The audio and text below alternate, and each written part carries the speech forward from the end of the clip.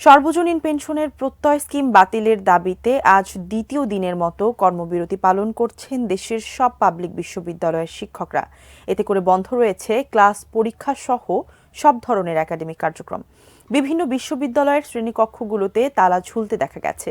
শিক্ষার্থীদের উপস্থিতি কম। শিক্ষকরা ক্যাম্পাসে উপস্থিত থাকলেও কোনো ধরনের একাডেমিক কার্যক্রমে অংশ নিচ্ছেন না।